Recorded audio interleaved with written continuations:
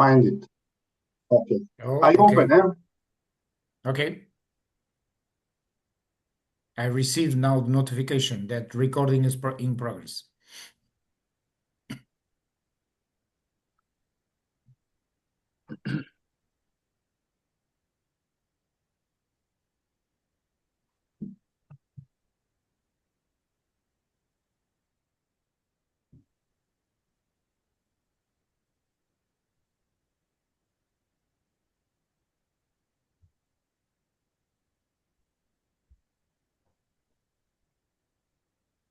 Good evening.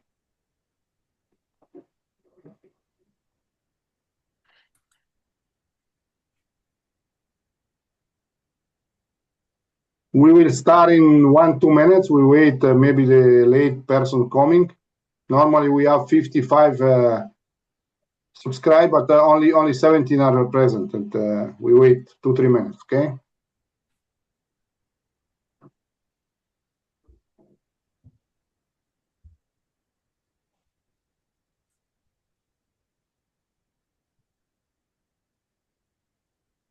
If it's possible, if you have video, it's better to see the person. It's not mandatory, but it's a nice rule. Hi, Bernard. How are you?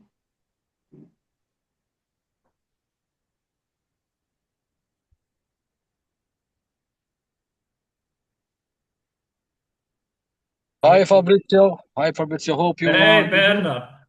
Nice, nice to see International you. celebrities. Hi to Nuno. Hi to Uli. But I'm right now. I'm in Hello. the car. I'm leaving right now in the car. But I just connected to see also and to see good friends like you as well. Thank you very Thank much. you. Good Great to see you. Bernard. Great to see you, Bernard. Same here. Same here.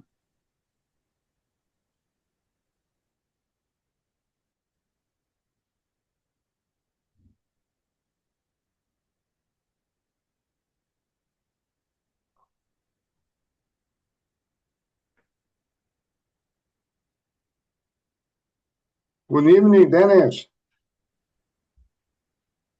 Hello, everyone. Good evening. What's for honor to be with the best FIBA organizer. Have you guys started or still No, waiting? no, we wait 2-3 minutes. We wait some people in late. Okay. No, we start in 2 minutes. 3 minutes. We have already finished, Dennis. Oh. The highlights have already been mentioned, right? Bernard is here. Hello, Bernard. Yes, incredible, eh? Is it? Yeah. Hello, hello. Hello, Dennis. Hello, Dennis. Driving. Hello, hello. Yeah. Good evening.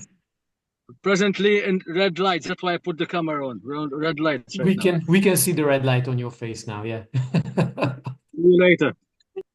See you.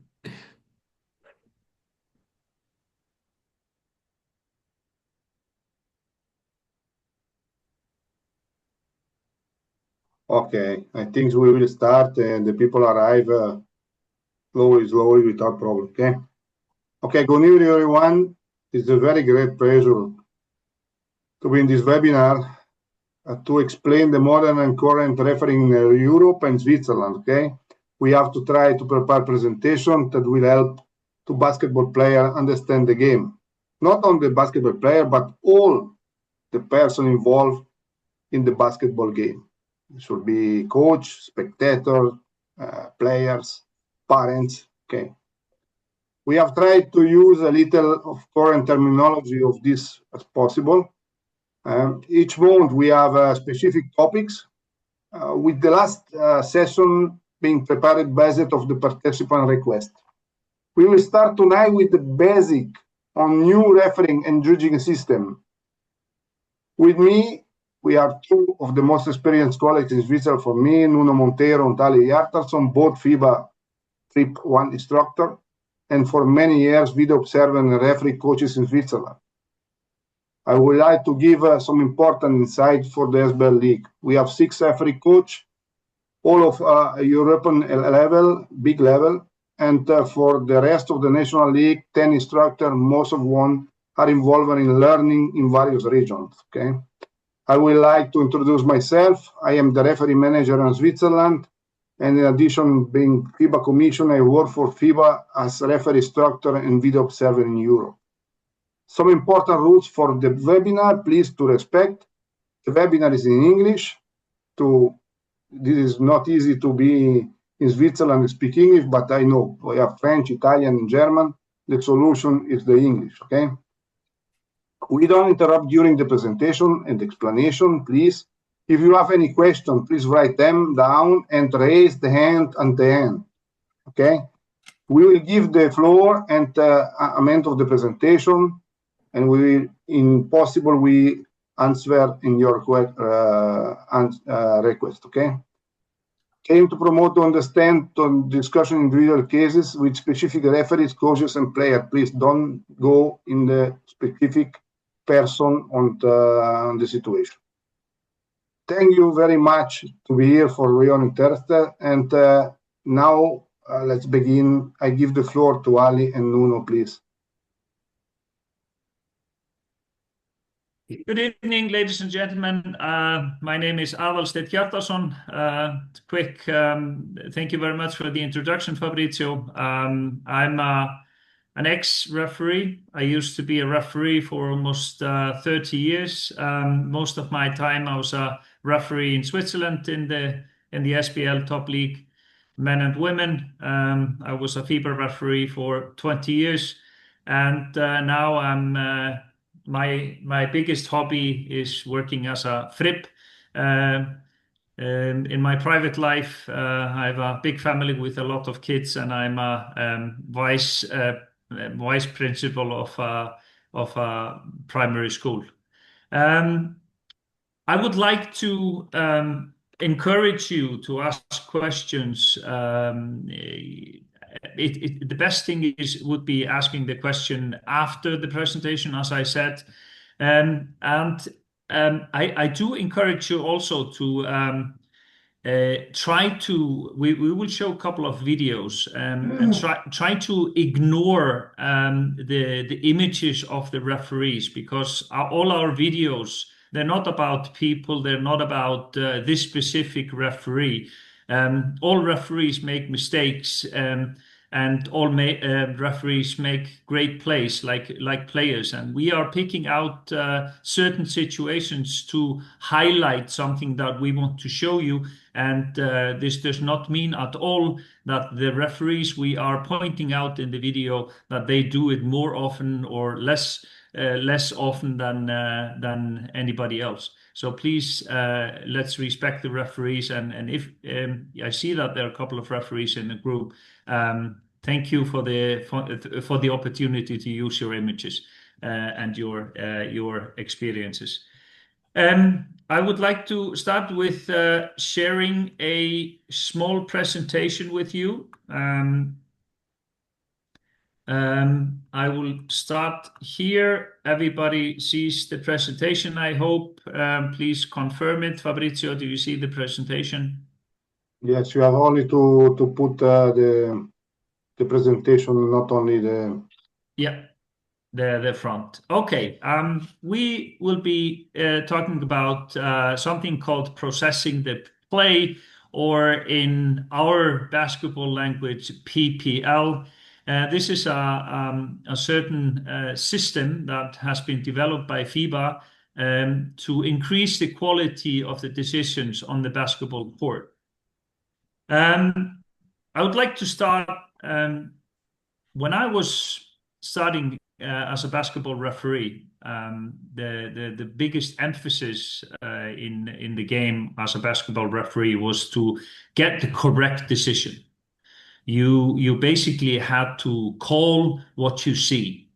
You saw an infraction, you saw a foul, you saw a violation, and you needed to call as fast as possible. This was the way to officiate a basketball game.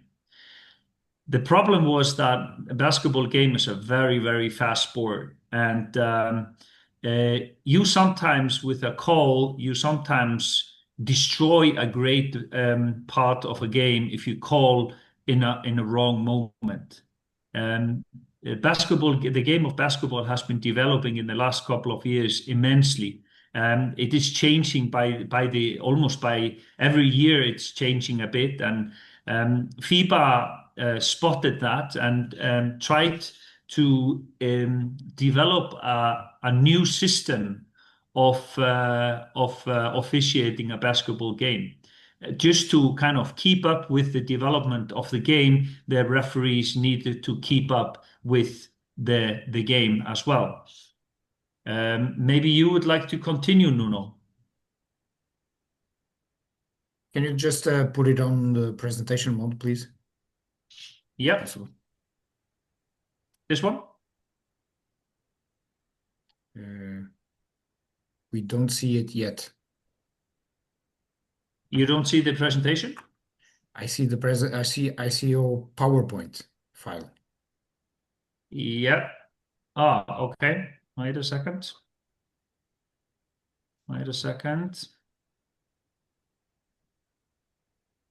You don't see the presentation.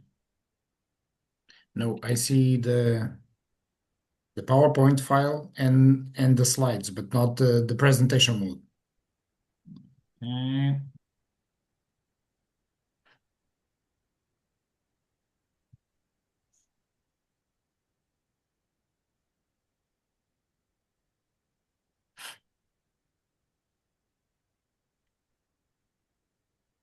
You don't see it yet? No, not yet. Sorry about that, guys. Technical issues. I'm very sorry about that.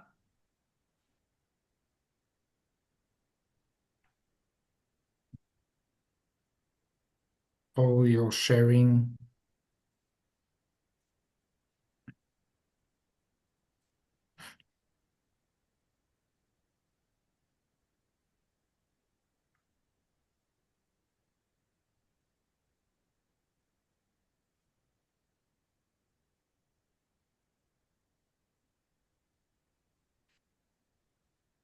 You see it now?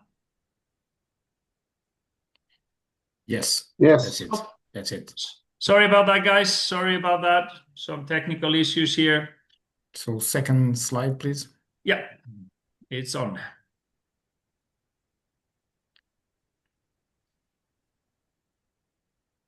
So what Ali was telling about the correct decisions, the new concept of FIBA relating basketball officiating is trying to have quality decisions on the court. And when we talk about quality decisions, of course we mean correct decisions, but quality decisions mean that we make the referees make the correct calls on the right time. And sometimes when the referees see some contacts, it's not supposed to be an immediately foul or an immediately the referees shouldn't call immediately that contact. Of course, the concept of advantage, disadvantage in basket officiating should be present always.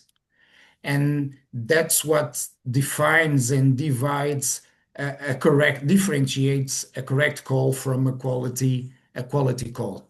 Because a quality call is when the referee is able to process the play, and that's our main subject on this event. It's when the referee is capable of processing the entire play with the contact that he sees and to decide if that contact affects or has impact on the player that is receiving that contact, and then processing that play decides for a call or no call. Okay. Next Maybe slide, please. I would like to add something. Yeah. The older generation of basketball players and referees sometimes have the discussion, there is no advantage, disadvantage in basketball officiating. And I've even heard the sentences, There is nowhere in the rules talking about advantage, disadvantage. This is completely wrong, and this is the reason why the processing of the play is so important. We are maybe to add, with the big development of the changes of the basketball today, the pressure is on the referees to increase their basketball knowledge, also to have the best possible quality decision. They don't only have to know the rules, they have to understand the game of basketball. They have to increase their basketball knowledge, not only the rule knowledge. I think this is a big part of this new system.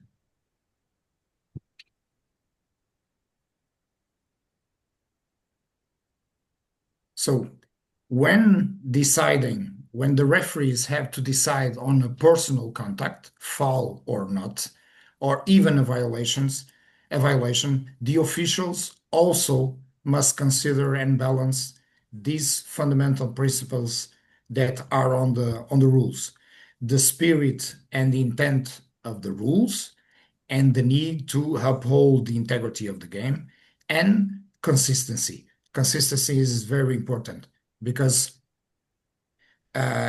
referees should be able to call same things on both ends of the court.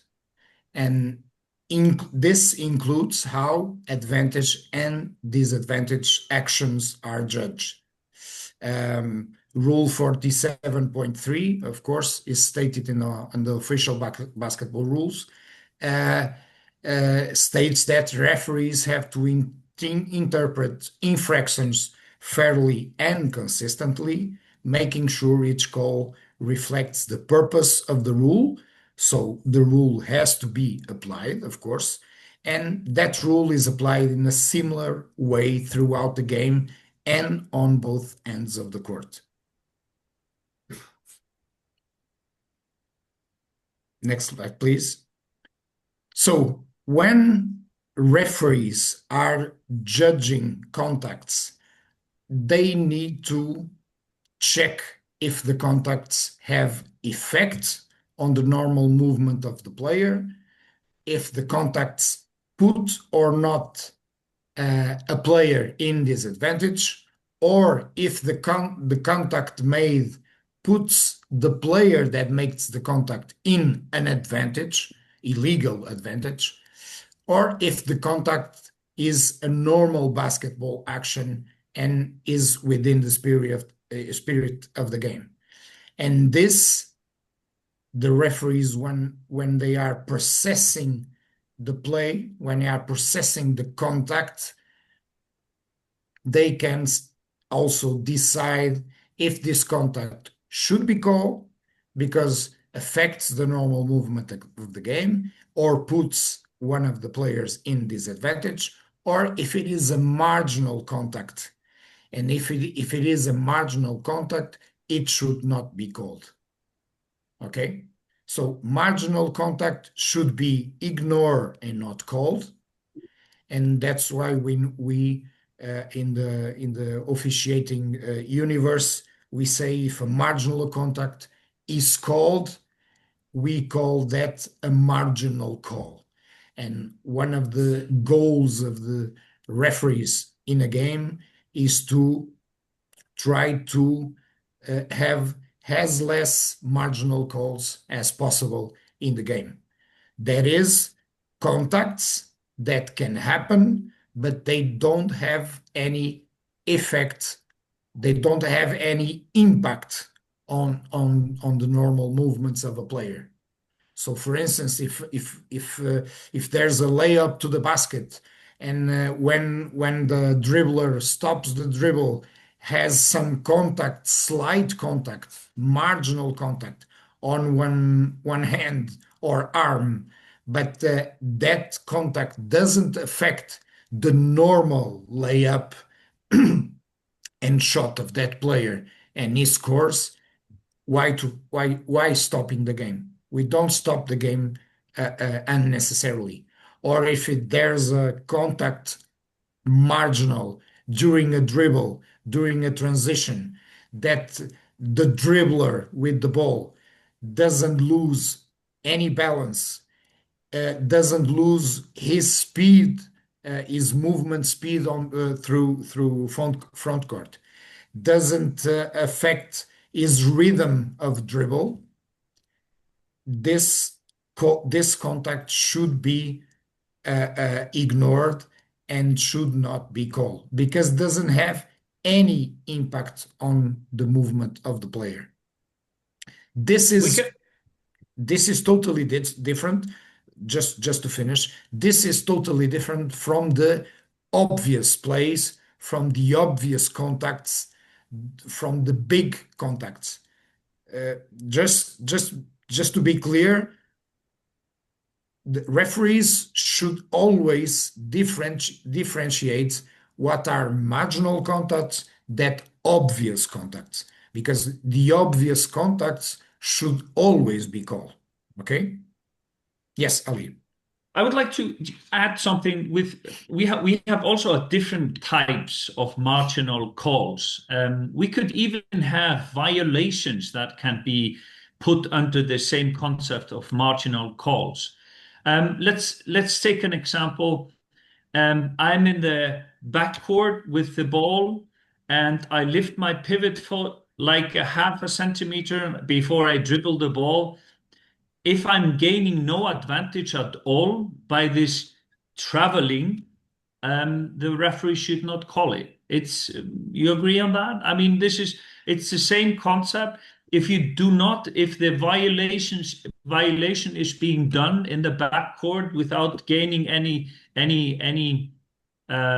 advantage by this violation, we ask our referees not to call it. It might look like a bit of a traveling, but we ask them not to call it because it's not affecting the game. This is the concept of marginal contacts or marginal calls. Next one. Maybe you'll just continue, Nuno. Yeah.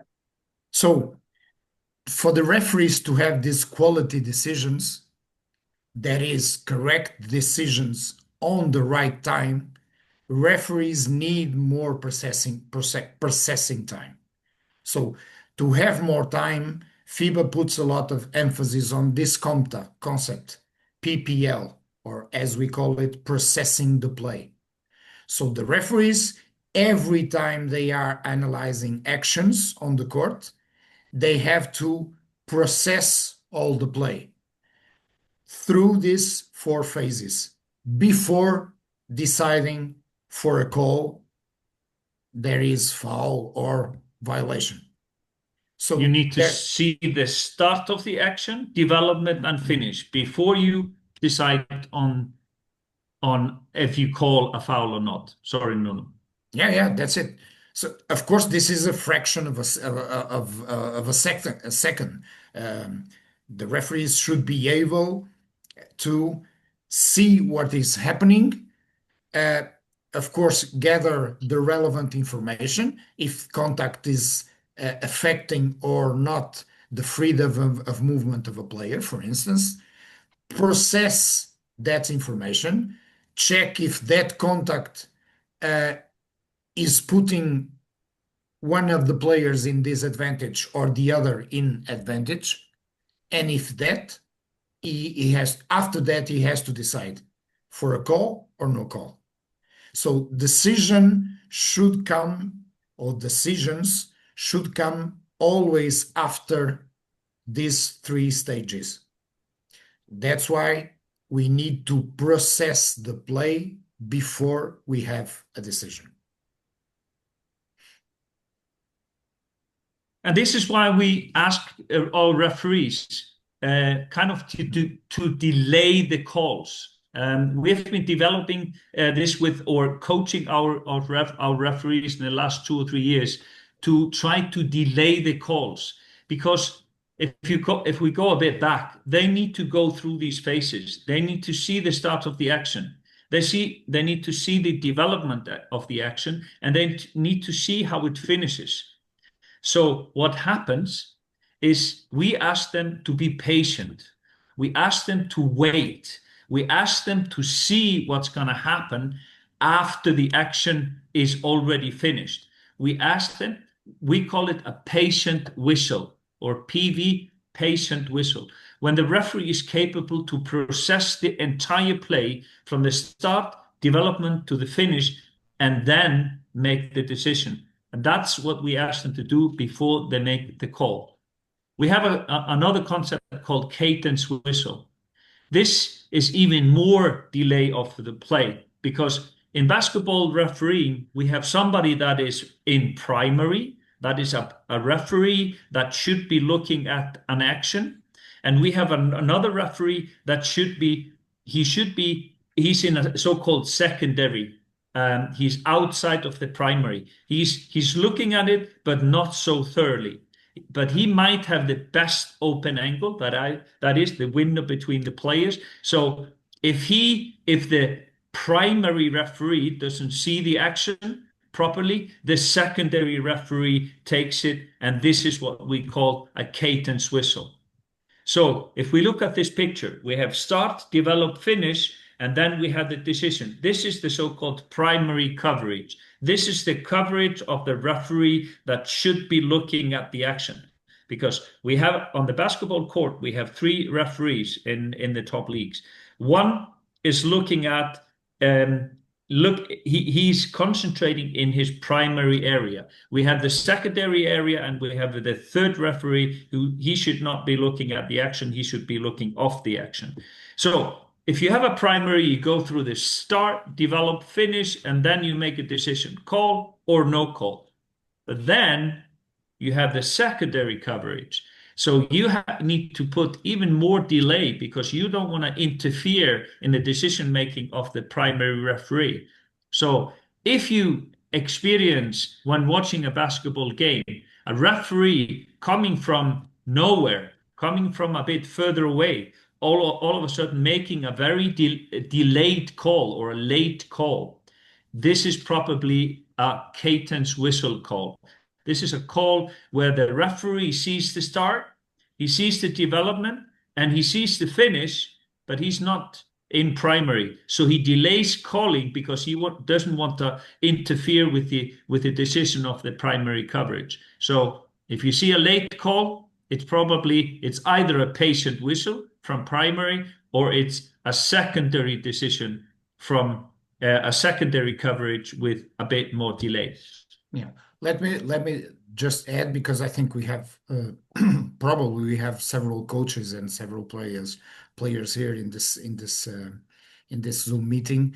It's sometimes calls come not from the referee that is closest to the action, but from another referee that's probably 5 or 7 or 10 meters away from the action. Because sometimes the referee that has the so-called primary coverage on the moment of the contact cannot see the contact. We ask the referees that if they don't see, they should not call. Okay? This is not, basketball is not a guessing sport.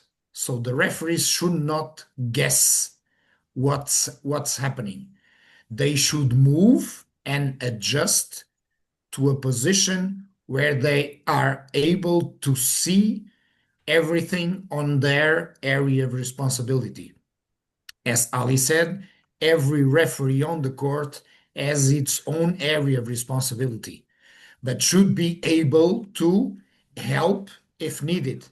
The so-called cadence whistle, the secondary coverage that Ali was speaking about, is this one. It's the ability of a referee that has some game, some play to cover, but probably is not happening anything important on my area of responsibility.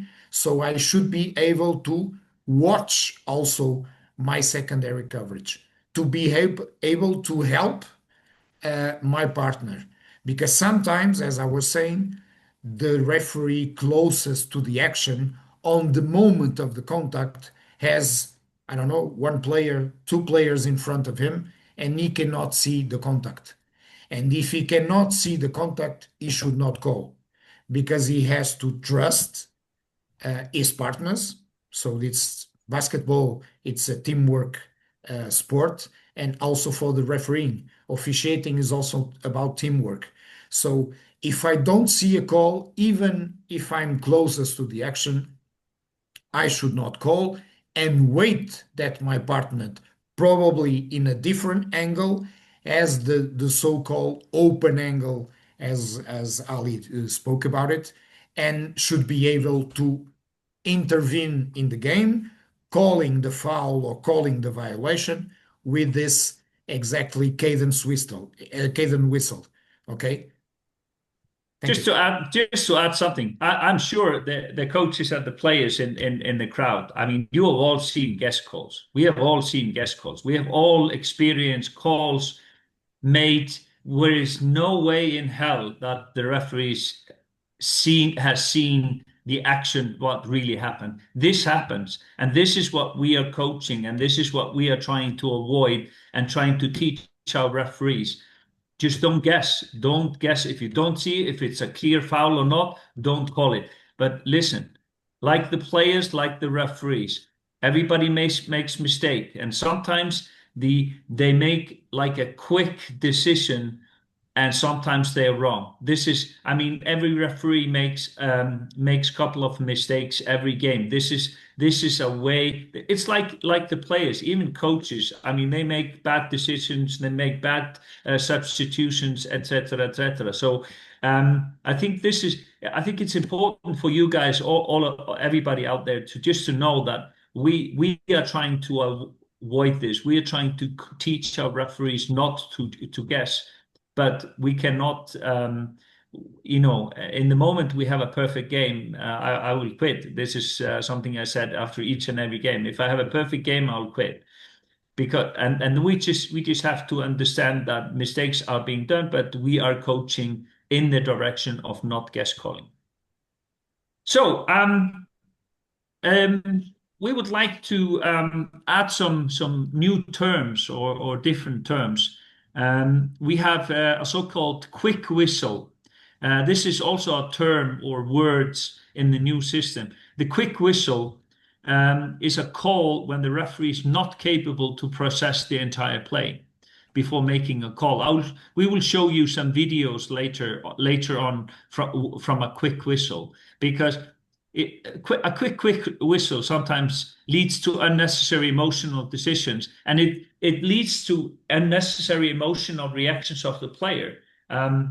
If you call too early, maybe he'll get a great pass, or maybe he'll get a great layup. So the best way to would be not to call the foul, for example. So a quick whistle is something negative. A quick whistle is something that we try to outcoach from referees. We have probably one or two quick whistles every game, but I think 2-3 years ago we had like 5 or 6 quick whistles every game. So I do think we are on a good path towards reducing quick whistles by using the processing of the play. Nuno? Yeah, there are some actions on the game where we need an immediate whistle. So preferably during the games, we should have patient whistles. That means that the referees are processing the plays before making a call. Sometimes, of course, quick whistles happen, as Ali said. We try to work on lowering the number of quick whistles in the game. Sometimes the cadence whistles happen. Sometimes help is needed during the game, so that's why cadence whistle comes. But sometimes we need immediate whistles. When we need immediate whistle, it's when a necessary call needs to be made in order to avoid possible reaction or a repetition of the foul. Because sometimes when there's a contact, and the contact can have an immediate reaction from the player that is receiving the foul, sometimes we need immediate whistle to stop that that action, especially on post play. We are talking about tall players, strong players, um, and sometimes contact is made, obvious contact is made, and on obvious contacts we should have immediate whistle, not to have any reaction from the player receiving the foul, because this can lead to, of course, to rough play and even a stronger reaction. And we have to, of course, penalize, all the referees have to penalize all these situations. So, are you ready for some videos, some real videos of what we're talking about? Okay, we have a game in the Women's League.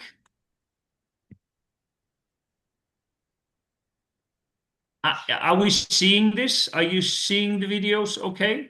Yeah.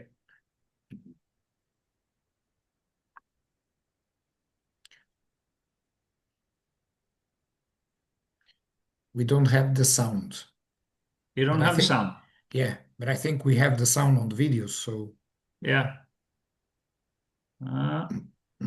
I don't think it's needed. I don't think it's needed. okay. But try to optimize the video, Ali. Okay. Try to optimize the video. Video settings. Wait a second.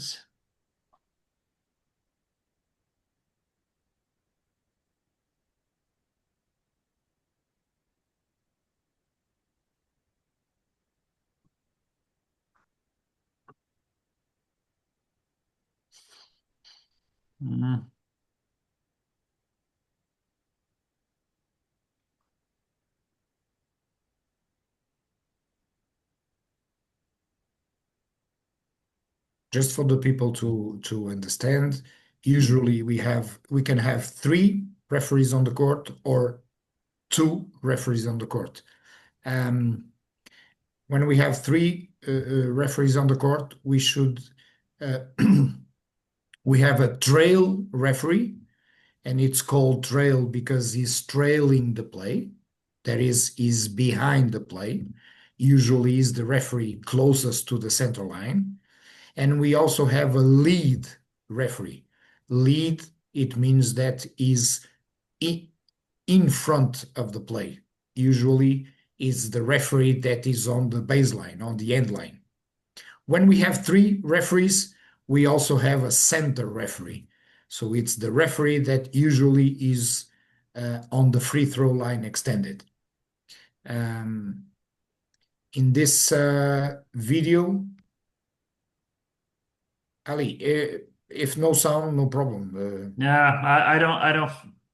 It should be, but let's check it out again.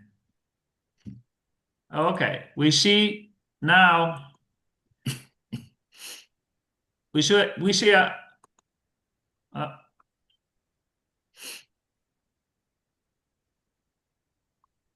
This is the moment of the impact of the foul of the defensive player.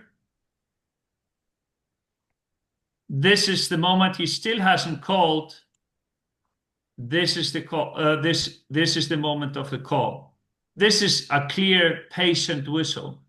For me, this is a really good patient whistle because he was really looking for, did the contact. It was not a severe contact on the shooter. It was just a normal contact on the shooter. If she makes the basket with this small contact, he might decide not to call, but it clearly impacted the shot because she missed the shot.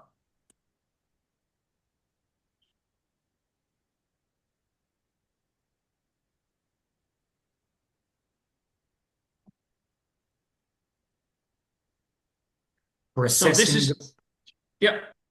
processing the play No, on a shot, it means waiting for the shot to end, not calling immediately because we see a contact, but waiting for the shot, the act of shooting to end, and then making a call. And this is a good example of a call made with patient whistle. On this second video, we have also a good processing of the play. As we will see, there is going to be a drive close to the baseline.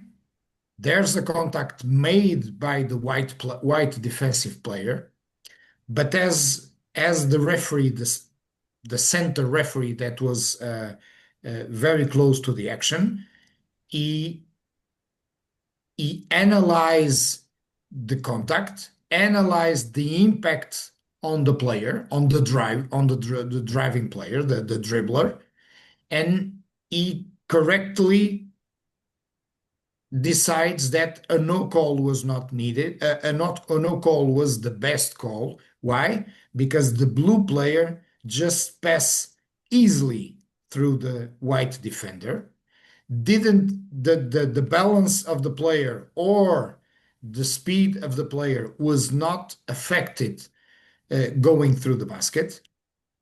So a good no call was made. Advantage, disadvantage principle was here. Good processing of the play. Contact is here.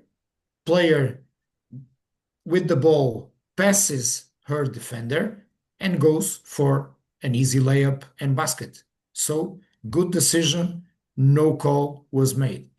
If the referee had decided to call immediately when the contact happened, that's it. We would put the dribbler and the shooter, the offensive player, in disadvantage because we were not allowing her to score easy 2 points. Okay, so this is the concept of the processing the player. Check the contact, check the impact. If no impact on the dribbler, don't stop the music. I might have a question. If you have any direct questions to these clips, it would be great to have the questions now, to have a discussion about what is happening on the clips. You know, if you have any comments or any questions, please don't hesitate to ask the questions, okay? Because we're doing this to increase the knowledge and to ask questions and get better as a basketball community. Okay, so here she makes an easy basket, no disadvantage, and the foul did not put anybody in disadvantage, and she makes it two easy points.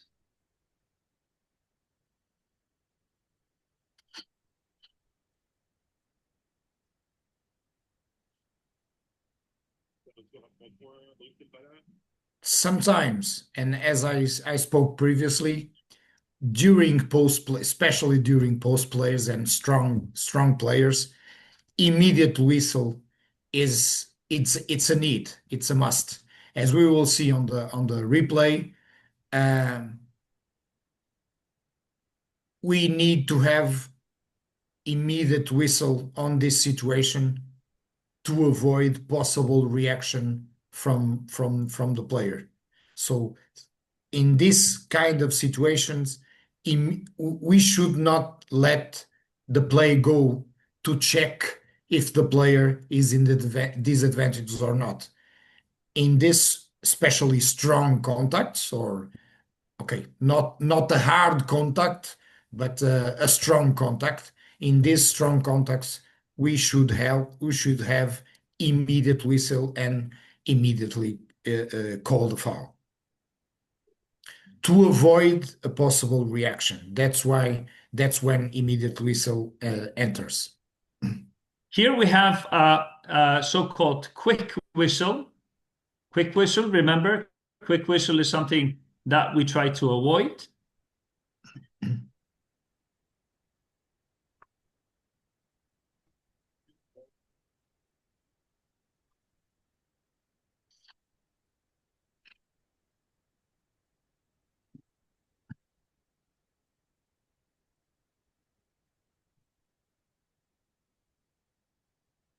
Defensive yellow player was grabbing or holding the blue player by the hip.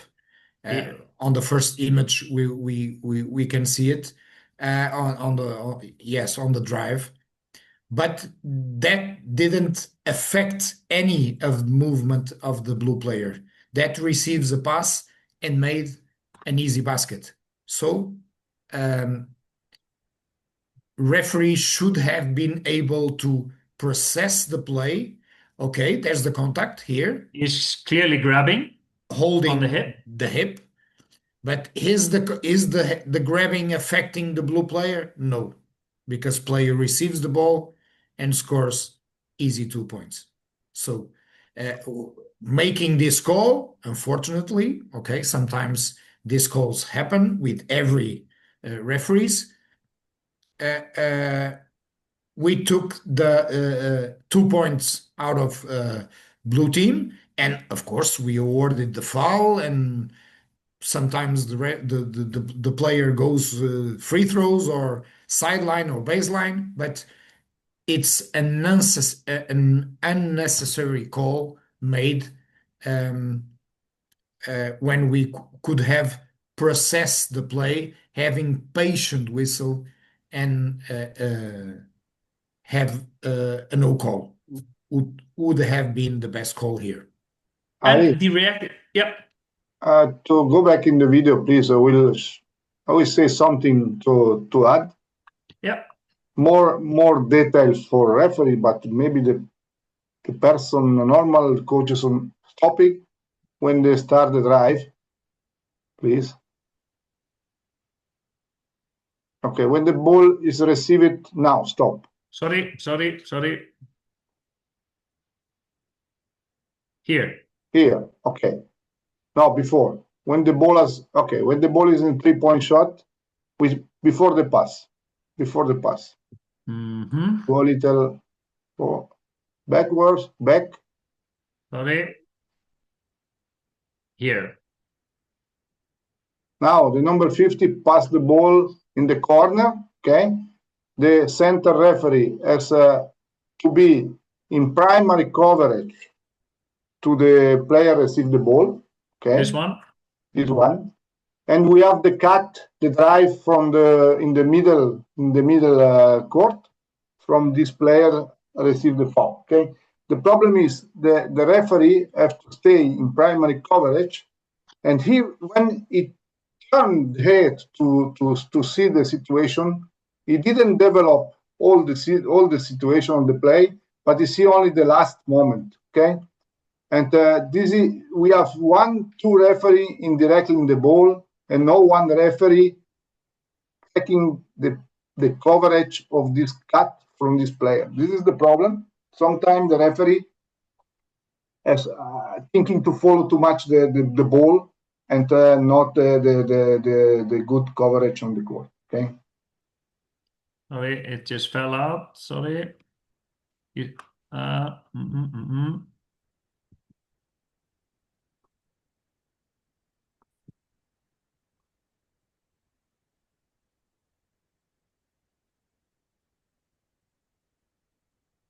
Sorry, guys, something technical issues as always.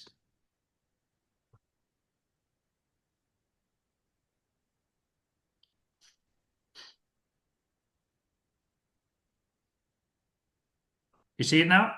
Yes. Okay, Yes. perfect. Sorry, just fell out. Okay, just to emphasize, because I think this is important. What he was talking about is that now the center referee, the referee closest to us, he's got primary, and the other one would, if he calls, he is Caitlin's whistle. He's in secondary. So it's very important for him to trust his partner. And this is so it's a double mistake. He's trying. He doesn't wait. He doesn't wait. He doesn't watch the whole film. He misses the start, and he comes into the middle of the processing of the play or in the development of the play. So he can't decide. So he needs to ask his partner to jump in.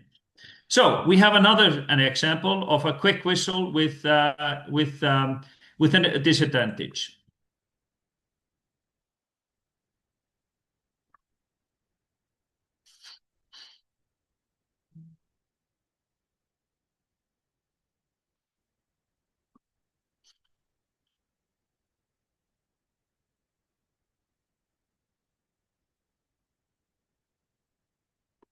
No, you ready? Yep. So here ball is going to be passed close to the sideline, and there's going to be a drive to the basket. And as you can see, center referee, the referee that is closest to the team bench, sees a contact been made by the primary defender, of course, but is not able to process the play, to have patient whistle. Because what's happening is that the contact that he saw, for sure there was contact on that situation, otherwise he would not blow the whistle. But of course he checks the contact, but he should wait to see if the dribbler, if the guy that is driving to the basket, if his motion or his balance is affected for that contact. Because if not, and that was the case, you go, can you play it, please? He goes for an easy 2 points.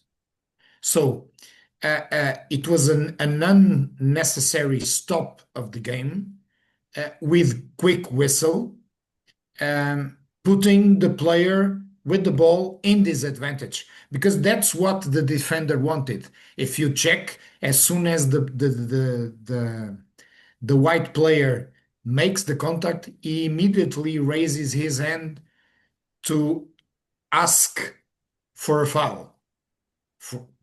Why? To avoid an easy basket being made. So this is another example of a quick whistle that we asked our referees to avoid during the game. And we can avoid quick whistles. We can avoid unnecessary calls just with processing the play. That concept that has to be applied throughout the game. Process the play until the end. Check if the contact has impact on the player. Go with advantage, disadvantage principle, and then make a decision. That's why we ask the referees to have more time to call. Because if the call is needed, the call is going to be made. So referees and coaches don't have to worry about, because we want the referees to make correct decisions, of course, but with correct processing of the play and not stopping the game unnecessarily. The interesting part is, remember at the beginning of this webinar, when I was talking about the old days, when we were supposed to make correct decisions immediately. All of the clips that we showed you here, they're all correct calls. They're all contacts. They're all, we could say, under the umbrella, this is a foul. But we are criticizing it not because it's a contact, but the moment it's being called is wrong and it doesn't affect the normal basketball action. So it's not always a question of foul or not foul. It needs to be correct, but the timing needs to be correct. And the impact of this contact needs to be so that it does put one of the players in a disadvantage. And this is the moment where we're supposed to call it. And it's always important to clarify this, because we said it previously. On obvious contacts, on strong contacts, this contacts the calls should be made. We are talking about these situations on processing the play when the referee checks the contact and the contact doesn't affect, doesn't have impact on the player, because every contact, marginal or not, that affects the player, that have impact on a player, all these contacts should be called. Okay, this it's important to clarify. Otherwise, you go out and on your next games, you will say to the referees, but even on strong contacts, yeah, but you don't have to call this because he scored a basket. No, it's not because he scores a basket that the contact should not be called. Okay, the contact should not be called if the contact doesn't have impact on a player, being a dribbler, being a shooter, or being a driver to the basket. Okay, this is important to clarify. And to summarize it, the referee department of Swiss basketball works towards quality decisions in all game situations in all games. This is what we do every day. This is what we do when we watch basketball games. This is what Fabrizio Pizio tells us to do. And this is what we are expecting from our referees, quality decisions in all games, in all situations. That's it. Thank you for your attention. Do you have any questions, any comments, any remarks? Fabrizio?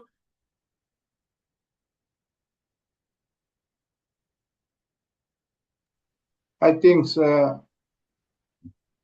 you have question, is the moment to say something. It's very interesting to have coaches and player and maybe spectator in this webinar. Normally it should be more person, but it's the first time. I hope for the second we have more